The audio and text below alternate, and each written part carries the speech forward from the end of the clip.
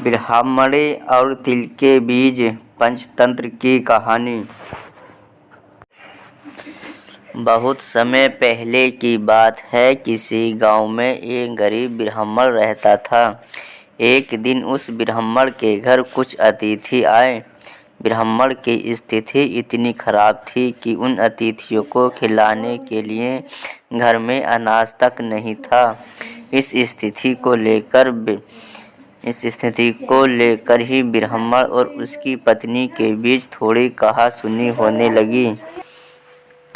ब्राह्मणी कहती है, तुम्हें पेट भरने योग्य अनाज कमाना भी नहीं आता। इसी का नतीजा है कि आज घर में अतिथि आ खड़े हुए हैं और हमारे पास उन्हें खिलाने के लिए कुछ भी नहीं है। इस पर ब्राह्मण अपनी पत्नी से कहता है, कल कर्क संक्रांति है। मैं कल भिक्षा लेने के लिए दूसरे गांव जाऊंगा। वहां एक ब्राह्मण ने मुझे आमंत्रित किया है। वह सूर्य देव की तृप्ति के लिए कुछ दान देना चाहता है। तब तक जो कुछ भी है घर में उसे आदर सत्कार के साथ अतिथियों के सामने रखो। ब्राह्मण की यह बात सुनकर ब्राह्मणी कहती है, तेरी पत्नी होकर मैंने कभी सुख नहीं भोगा है।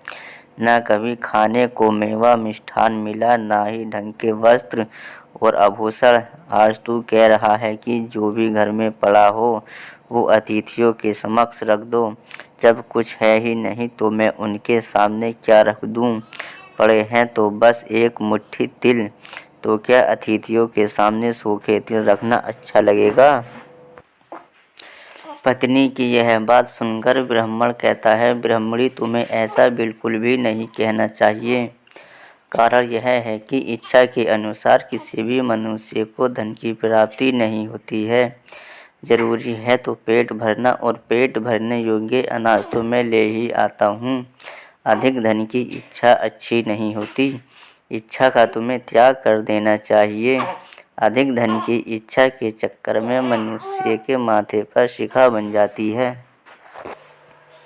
माथे पर शिखा वाली बात सुन ब्राह्मणी बड़े ही आश्चर्य से ब्राह्मण से पूछती है, अधिक धन की इच्छा में माथे पर शिखा हो जाती है?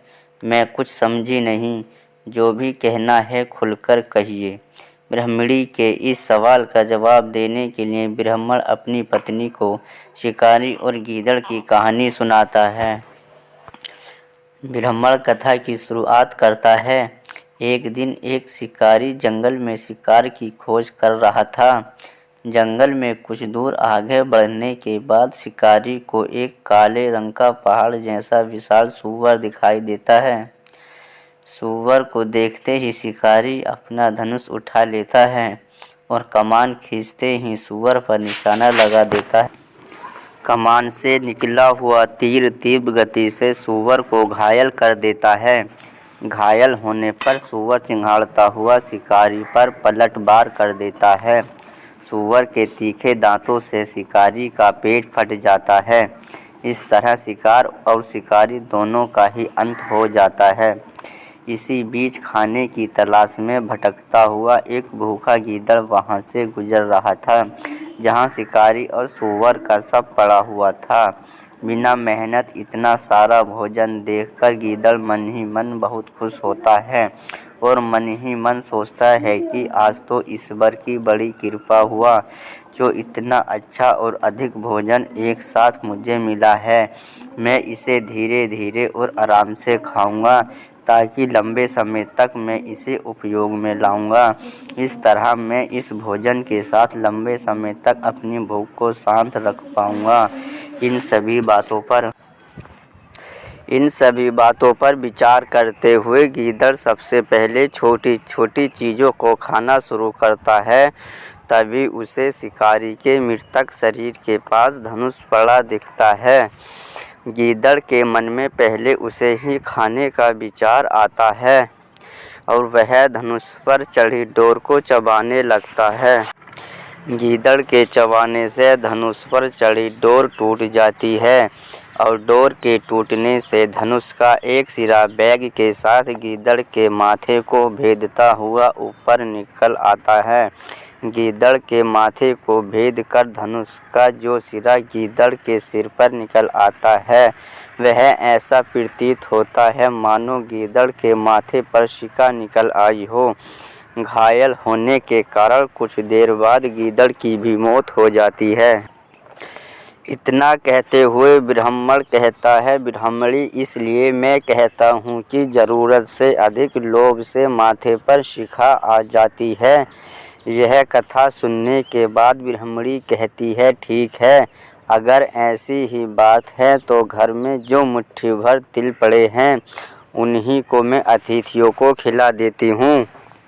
ब्राह्मणी की यह बात सुनकर ब्राह्मण संतुष्ट होता है और भिक्षा मांगने के लिए घर से बाहर निकल जाता है। वहीं ब्राह्मणी भी घर में पड़े तिल को धूप में सुखाने के लिए फैला देती है। तभी कहीं से एक कुत्ता आ जाता है और उन साफ तिलों पर पेशाब कर देता है, जिससे तिल खराब हो जाते हैं। तिल के खराब हो जाने पर ब्राह्मणी काफ़ी परेशान हो जाती है और सोचती है, यही तो तिल थे जिन्हें पकाकर मैं अतिथियों को खिला सकती थी। अब मैं क्या करूं? काफ़ी देर सोचने के बाद ब्राह्मणी को एक तरीका सूझा। उसने सोचा कि अगर वह गंदे तिलों को बदले साफ तिल देने की बात कहेगी तो कोई भी आसानी से मान जाएगा। साथ ही किसी को भी इन तिलों के खराब होने की बात पता नहीं चलेगी। इस विचार के साथ वह उन तिलों को लेकर घर घर घूमने लगी। ब्राह्मणी की यह बात सुनकर एक महिला वह तिल लेने के लिए तैयार हो गई, लेकिन उस महिला का पुत्र अर्थशास्त्र पढ़ा हुआ था। उसने अपनी माँ से कहा कि इन तिलों में ज़रूर कोई ना कोई खोट होगी, वरना कौन साफ सुथरे तिलों के बदले में गंदे तिल लेने को तैयार होगा। पुत्र की यह बात सुनकर महिला ने ब्राह्मणी के तिल लेने से मना कर दिया। कहानी से यह सीख मिलती है, जो कुछ हमारे पास है हमें उसी में सुखी रहना चाहिए, ना कि दुख होना चाहिए।